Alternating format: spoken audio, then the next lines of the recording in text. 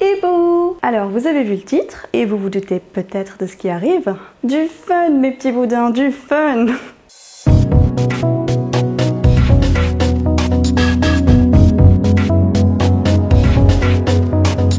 Alors aujourd'hui encore, on va se pencher sur les merveilleuses images que j'ai pu réaliser quand j'ai débuté la photographie. Elles ont des vilains défauts, mais grâce à elles, je vais pouvoir vous donner 6 nouveaux conseils, plus un petit bonus, pour vous éviter certaines petites erreurs que beaucoup de photographes ont fait ou font encore. Et si vous voulez découvrir 6 heures de plus, le lien vers la première vidéo du concept s'affiche juste ici. On va rigoler un peu et peut-être que ça va vous sauver en peu de temps. On sait jamais. Attention, ceci dit, si je pointe un truc que vous avez vous-même l'habitude de faire, ne vous sentez pas jugé. Ne vous dites surtout pas que vous faites de la merde ou que je suis une grosse connasse, pour une simple et bonne raison. La seule chose qui est pareille pour tout le monde dans une discipline donnée, c'est d'être à un moment donné un humain qui a envie d'apprendre quelque chose. Après, les chemins, les bifurcations, les progressions, les arrivées, elles sont différentes pour chacun. Aucun niveau ne peut se permettre de juger un autre, mais quelqu'un peut donner un conseil à quelqu'un d'autre. Quelqu'un peut apprendre quelque chose à quelqu'un d'autre. Moi, je prends mes photos en RAW, je fais attention à ne pas abuser du vignettage, mais par contre, ma façon de retoucher n'est pas du tout orthodoxe et je suis pas du tout une technicienne. Du coup, je peux très bien tomber sur un photographe amateur qui comprendra mieux mon appareil photo que moi. De plus, certaines techniques sont clairement des partis pris artistiques et je n'invalide pas du tout ça. Bref, écoutez ce que j'ai à dire et décidez si c'est utile pour vous. Donc, quand j'ai commencé la photo de portrait, je suis très vite partie dans tout un tas d'extrêmes, motivée par mon goût pour les couleurs criardes et par mon manque d'expérience. En tant que bonne autodidacte, croyez-moi, j'ai bien raclé les bords. À l'époque, j'aimais ces photos et j'étais pas la seule. Mais aujourd'hui, à force de pratique, mon œil est différent. Je vais commencer par un gros morceau. Mes portraits hyper contrastés, tout blanc et sans détails. Je me souviens que quand je postais ces photos sur Facebook, à l'époque où ma page n'était pas complètement morte, je recevais des tonnes et des tonnes de commentaires enjoués, me félicitant, adorant ces photos, etc. Et puis de temps en temps, il y avait un gars, peut-être un petit peu plus attentif que je ne l'étais, qui relevait d'une façon un peu... La retouche là, c'est pas subtil ton truc. Parce que oui, ces portraits-là, tout plat, tout blanc, sans grain de peau et sans ombre, c'est pas subtil du tout, c'est pas réaliste du tout. Vous-même, je suis sûre que vous savez pourquoi j'avais cette tendance, pourquoi j'avais cette déviance même, j'ai envie de dire. Je ne savais pas faire une retouche de peau correcte. Encore aujourd'hui, chaque fois que je fais une retouche de peau avec dodge and burn, séparation de fréquences et compagnie, je me dis, il faut que je continue de progresser, il faut que ce soit de mieux en mieux, il faut que ce soit de plus en plus réaliste. Je pars de loin, hein. En fait, à l'époque, mon truc, c'était de peindre. Je peignais comme un bourrin, ou comme une bourrine. On dit bourrine? C'est une expression belge de toute façon, non? Un bouton, un cerne, bam, un gros slot de peinture pour camoufler. Même le contouring à la truelle, c'est plus délicat que ce que je faisais. Vraiment d'une grande violence. Et d'ailleurs, j'en profite pour demander pardon à tous mes amis et leurs visages que j'ai détruits de cette façon. Parce que oui, comme tout le monde, j'ai commencé par photographier mes amis. Il n'y a pas de secret, les pauvres. Et d'ailleurs, dans la foulée, j'en profite pour vous montrer cette photo d'Olivia que j'ai retouchée, collée au concept d'une prochaine vidéo qui arrivera où je retoucherai d'anciennes photos. Et le truc, c'est que la photo de base, je l'aime bien, même si elle est complètement... Enfin voilà, elle est plate quoi. Je la préfère même à la nouvelle version. Mais je me suis dit que c'était quand même intéressant de repasser dessus. Et en parlant de nouvelles vidéos, je pense qu'un jour, ce serait bien que j'en fasse une sur la retouche de visage. Mais pas pour le moment. Pour le moment, je vous mets des liens en description vers des vidéos qui font ça très bien pour moi. Moi, ce que je vous conseille, si vous avez aussi du mal à retoucher les visages, c'est prendre une demi-journée, de vous créer vos petites actions Photoshop, il y a des tutoriels sur YouTube, et de vous entraîner, vous entraîner, vous entraîner. Une fois que l'action est créée, finalement, c'est facile de relancer le processus sur n'importe quelle photo. Et vous allez voir, vous allez vous améliorer. Il faut faire face au problème. Ça prend un petit peu de temps, mais ça change tout. Alors je vous avoue ici que j'ai un petit conflit de valeurs parce que je pense que diffuser des images retouchées, c'est renforcer des standards de beauté irréalistes. Personnellement, quand je retouche une image, mon sens esthétique est super axé sur le détail. Je peux pas laisser un bouton ou une rougeur trop crisp, sharp. Je suis obligée de nettoyer. Et honnêtement, me concernant, je pense que ça va plus loin que de simplement suivre la tendance de ce qui doit se faire. C'est plus une extension de mon quotidien, dans le sens où je suis du genre à faire disparaître tous les petits détails qui me titillent, même quand je dessine, quand je range ou quand je nettoie, ou quand je me touche le bras. Je peux pas résister. Si je le fais pas, ça m'obsède tellement que... Non mais n'y pensons pas.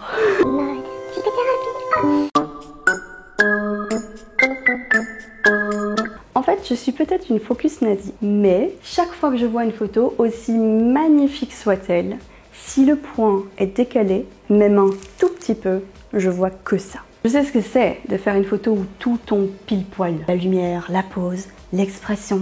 Mais le point est sur la ligne capillaire plutôt que sur les yeux. Moi-même, parfois, j'ai décidé d'éditer et de poster ces photos. Mais c'est dur. J'admets par contre que j'accorde une marge d'erreur quand les photos sont prises sur le GIF. Mais quand c'est en shooting, quand on a le temps de tout préparer, pourquoi ne pas faire attention? Du coup, je suis moi-même devenue assez intransigeante et je vérifie tout le temps, trop souvent. Ça en devient même chiant pour le modèle ou parfois même pour l'équipe, parce qu'il faut que je vérifie. En gros, le plus souvent, quand vous utilisez une focale fixe qui va ouvrir à 1.2, 1.4, 1.8 ou à 2 par exemple, vous vous retrouvez dans une configuration à risque. Il est important de faire la mise au point sur l'œil le plus proche de vous, en général, et 2, si possible, de réduire votre ouverture pour élargir votre profondeur de champ et faire en sorte que le bout du nez, il reste bien net. Sinon, le nez va avoir encore une fois tendance à disparaître, comme sur cette photo. C'est le nez fantôme. Les focales à grande ouverture ont beaucoup de succès parce qu'elles garantissent cet arrière-plan super doux et si pratique quand l'arrière-plan est un peu banal par exemple ou carrément moche. Sachez que beaucoup de photographes shootent plutôt leurs portraits en 2.8 et ils ne laissent simplement rien au hasard, même pas le background. Du coup, nez net, cadrage nickel et effet molle garanti. À mort, les nez flous, on en viendra tous à bout. J'ai déjà fait cette blague dans une précédente vidéo je pense. Sûrement. Et pour continuer à parler de netteté, il y a vraiment beaucoup de raisons de faire des photos floues. Faire confiance à un autofocus capricieux par exemple, ou shooter en basse lumière, ou en contre-jour, ou un objet en mouvement, ou en étant soi-même en mouvement. Il y a aussi plein de manières de l'éviter, mais encore faut-il s'en rendre compte. Parce que très souvent quand on check rapidement sur l'écran de l'appareil photo, on se rend pas très bien compte. Et c'est que en rentrant à la maison qu'on défaille un peu. Pire, parfois on a un fichier tout à fait correct, et puis on le détruit en post-traitement. Moi j'ai fait ça beaucoup. Des images floues, j'en fais des tonnes. C'est arrivé notamment à cause du contre-jour que j'affectionnais beaucoup, très souvent. Et concernant ce point, j'ai remarqué que mon XC2 en fait gérait 1000 fois mieux les mises au point un peu difficiles comparé à mon D80, D300S, D800 et D810. Et je pense que d'autres photographes qui shootent au Sony ou avec d'autres mirrorless ont aussi remarqué à quel point la mise au point électronique a souvent un avantage. Du coup maintenant je fais attention. Je connais les ennemis de la netteté et les lacunes de mon appareil photo. Non mon petit doudou, t'es parfait. Du coup, je suis extrêmement attentive et je fais carburer ma molette de zoom pour vérifier à fond. On remarque quand même une très nette différence. Mais elle a fait une blague encore. Entre ces deux images prises à quelques années d'intervalle. Surtout que la deuxième a été prise en 5 minutes chrono et malgré tout est bien meilleure. Donc mes petits conseils, ce serait de rester en dessous de 1/60e en termes de vitesse, si c'est possible en termes de lumière. Sinon, d'utiliser un pied, sinon de filer du sucre à votre modèle pour qu'il arrête de trembler. Deuxième astuce, dans le cas d'un contre-jour ou d'une pénombre, ce que je fais, c'est de demander à quelqu'un ou au modèle de diriger la lampe torche de son téléphone vers son visage, comme ça je peux prendre la mise au point, verrouiller si nécessaire et prendre ma photo. Puis 3, quand je passe au post-traitement, j'essaie de faire attention à pas détruire ma netteté avec par exemple une réduction de bruit trop intense. Bref, restez focus. Et le prix du jeu de mots photographique de l'année est attribué à moi. À moi, il est attribué à moi. La lumière, c'est compliqué, mais c'est pourtant la base de la photographie. Je vous épargne le cours de grec. On conseillera souvent en débutant de shooter plutôt par temps nuageux, histoire d'éviter les ombres disgracieuses sur les visages, lumière plus douce, etc. Mais tout le plaisir du photographe étant de jouer avec la lumière, pénombre, contre-jour ou lumière du soleil super hard, s'invite souvent dans le game. Et même si c'est vrai qu'il est possible de faire des images en lumière naturelle absolument sublimes, je sais aussi que le passage au flash et à la lumière artificielle est assez compliqué. Je pense que beaucoup de photographes débutants et moins débutants s'accrochent vraiment à la lumière naturelle, pas parce qu'ils n'ont pas de flash sous la main, pas juste parce qu'ils en veulent pas, mais parce que ils freinent des deux pieds face à l'apprentissage du flash. Ça fait peur en fait. Ouais, mais c'est lourd et c'est chiant.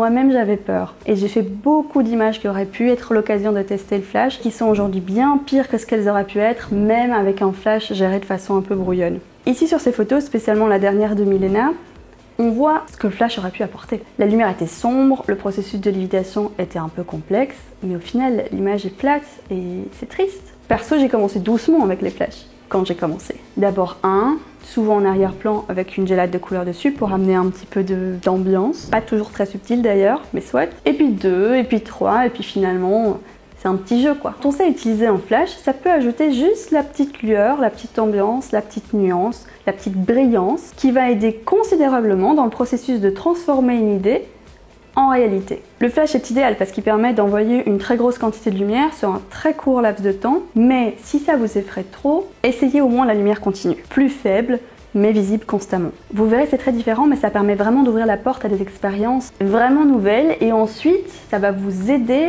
à shaper comme vous en avez envie la réalité. Et personnellement, je le répète, c'est ma partie préférée du jeu. Manipuler les réalités, les ambiances, etc. Si vous dites Non, c'est bon, j'ai envie d'essayer le flash, pourquoi pas? Sachez qu'il en existe des vraiment pas chers, avec des déclencheurs pas chers non plus, parce que bon, il faut déporter le flash, hein. Si vous le mettez en face comme ça va pas vous apporter grand chose. L'idée c'est de jouer un peu avec. Donc j'ai qu'une chose à dire, amusez-vous. Passons maintenant à 2 derniers conseils un poil plus pointus. Même dans un monde surréaliste ou absurde, la logique a son intérêt. Dès qu'on commence à faire des petites expériences ou des petits montages, comme des lévitations par exemple, on pourrait avoir tendance à se dire on s'en fout que ça ait l'air réaliste, le but c'est un peu de faire un truc magique, non? Mais en fait c'est faux. La beauté du surréalisme, c'est paradoxalement de le rendre crédible. Ça permet au cerveau de l'observateur de se plonger complètement dedans sans tiquer sur un petit détail du genre un vêtement qui pend pas ou une ombre de tabouret qui a rien à faire là. Il faut penser aux reflets, il faut penser aux ombres, au poids des choses et pas besoin de ressortir son cours de physique pour l'occasion. Affûter son sens de l'observation suffira. Sur cette photo de Mélodie par exemple, qui m'a quand même demandé une petite préparation, fallait me voir tourner autour de 2 arbres avec mon ruban, j'ai négligé la logique. J'aurais dû, si mon idée était, et c'était le cas, de donner l'impression qu'elle avait été prise dans une toile, au moins tenter de rendre visible la gravité en ajoutant de la tension sur les rubans. Ici, on dirait simplement qu'elle lévite entre les fils, alors que c'était pas du tout le concept. Dans le même ordre d'idée, si vous effacez un objet ou une personne, effacez aussi son ombre. Si vous jouez avec des surfaces réfléchissantes, retouchez le modèle, mais aussi son reflet. Si vous ajoutez des éléments dans l'image, ne négligez pas la température des couleurs, ou la luminosité, ou la profondeur de champ. Si vous ajoutez une ombre, retenez qu'elles sont rarement grises, elles sont plutôt légèrement teintées. Et si vous ajoutez une lumière, réfléchissez à son action sur les surfaces qui l'environnent. Bref, observez comment réagit le réel pour mieux le copier. J'avais dit que c'était un peu plus pointu. Quand j'ai revu cette série de photos, j'ai réalisé un truc. Parfois, la sauce ne prend pas. C'est vrai, parfois les grands chefs s'amusent à réaliser des associations de goût audacieuses et les papilles s'enchantent. Mais que se passe-t-il, par exemple, si on mélange du Nutella et de la mayonnaise? Une fulgurante prise de poire, oui. Un bon paquet d'orang-outang en moins, c'est vrai aussi. Mais surtout, ça serait Dégueulasse. dégueulasse. Enfin, ici c'est pareil. Une tenue baroque sexy un peu approximative, un maquillage trop fort, un peu approximatif lui aussi, la nuit dans une ruelle avec une lumière un peu nulle. Je sais pas quelle histoire ça raconte, mais ça n'a rien à voir avec mon intention de départ. Probablement parce que j'en avais pas. Et c'est là que je veux en venir. L'histoire, c'est important. Parfois c'est vrai, on met juste en avant la beauté d'un modèle.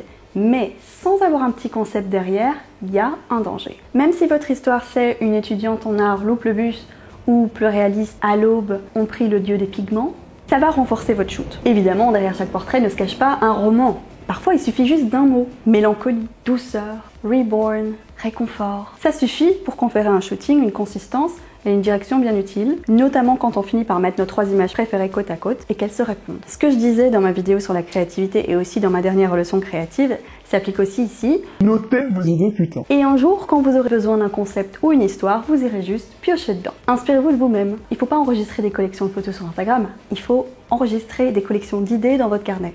Voilà. Moi-même, j'aimerais bien suivre ce conseil un petit peu plus souvent parce que j'ai du mal aussi à canaliser mes idées. J'ai un peu le problème de... ça part dans tous les sens. Mais je sais qu'avoir un concept ou une histoire, c'est le meilleur moyen d'aboutir une idée sans se perdre. Je le répète souvent et je le répéterai encore, la contrainte stimule la créativité. Un de mes premiers shootings a été celui de Bertrand, qui est comédien et qui aurait pu tout à fait rentrer dans une histoire. Mais au final, j'ai notamment sorti cette image de lui, pied net, tête floue. Je me souviens avoir pris cette décision délibérément. J'avais mon petit 35 mm 1.8, je me suis juste dit, bah ça fait joli, et voilà, c'est tout. Aucun sens et très peu d'intérêt. Et je passe évidemment sur la colorimétrie catastrophique. J'expliquais dans ma vidéo sur la créativité, encore une fois, à quel point il est compliqué de copier une image, notamment à cause de l'intention du photographe. Donc voilà, je vous encourage à avoir cette fameuse intention. Bien sûr, on se laisse toujours inspirer par un moment, par un lieu, par une lumière, mais aussi subjugué vous soyez par un rayon de soleil, si vous avez votre concept en tête, vous allez pousser votre shooting jusqu'au next level, comme on dit, et ça sera encore plus cool. Un truc qui est important, je pense, et qui, je l'aimerais, soit bien clair dans l'esprit de chacun, c'est qu'il est très difficile de progresser sans faire d'erreur. Il est très difficile de progresser sans essayer. Moi, je sais par exemple qu'à une époque, j'ai tellement utilisé Photoshop dans mes images, d'une façon souvent un peu grossière, qu'au final, j'ai beaucoup appris. Je m'amusais tellement à faire mes montages, il y a des trucs très fun que je sais, à essayer de faire des choses nouvelles à chaque fois, que j'ai progressé énormément et aujourd'hui, ces compétences me servent toujours, de façon plus subtile en général. Parfois, il ne faut pas trop se prendre au sérieux, il faut accepter de pas tout savoir, il faut accepter de pas tout maîtriser. Et armé d'un peu de passion, il faut explorer. Faut pas avoir peur de se lancer, il faut pas avoir peur de se tromper, dédramatiser. Prenez des risques. Dans cette série de 2 vidéos, c'est vrai, j'essaie d'accélérer ce processus d'apprentissage chez vous. Et je sais que certains ont déjà corrigé ces erreurs depuis longtemps. Je sais que certains les ont peut-être jamais faites et que certains autres ont évolué de façon très prudente. Mais ne soyez pas, jamais, honteux de faire des erreurs. Faites-en votre force, persistez, corrigez-les quand ça vous chante. Plongez la tête la première pour en faire des nouvelles. L'important c'est de progresser, c'est de faire mieux que notre moi d'avant. Faut pas se comparer aux autres ou avoir peur de leur jugement, il faut reprendre le contrôle sur notre évolution, sur notre propre évolution. Personnellement, je fais toujours des erreurs et j'espère en faire plus qu'au bout. Bref, j'espère vraiment que cette vidéo vous a plu et que vous avez mis un petit pouce vers le haut. Vous l'avez peut-être compris, aidée par mes posts Instagram, elle m'a pris énormément de temps, énormément de travail, encore plus que la première. Donc je vous encourage vraiment à laisser un commentaire si vous avez envie d'améliorer quelque chose et que vous savez pas comment, ou si vous avez envie que je parle d'un truc ou que je donne une astuce particulière. Également, si vous avez un petit peu d'espace sur votre Facebook, sur votre Twitter, sur votre Instagram, partagez cette vidéo. Je remonte toujours la pente de l'algorithme après avoir abandonné YouTube pendant si longtemps, donc vos partages m'aideraient beaucoup. Post-scriptum, la semaine prochaine, je serai en fait coupée du monde à Burning Seed, un endroit qui est d'ailleurs extrêmement inspirant. Dites-moi si ça vous intéresse que je vous parle de cet événement incroyable qui est dérivé du Burning Man aux États-Unis. Dans tous les cas, la leçon créative numéro 3 arrivera en octobre et elle devrait vous aider à concrètement mettre en application une idée. Peut-être une des idées que vous aurez eues en appliquant les conseils de la leçon créative numéro 2, dont je mets le lien ici. Je sais que pas mal d'entre vous ont un peu de mal avec cette étape de passage d'idées à la réalité, et d'ailleurs c'est un plaisir d'en discuter avec vous dans les commentaires ou sur Instagram, mais j'espère vraiment que cette vidéo vous aidera à dépasser vos blocages. Et sur ce, salut les boudins! Abonne-toi ou je vais faire caca sur toute ta famille.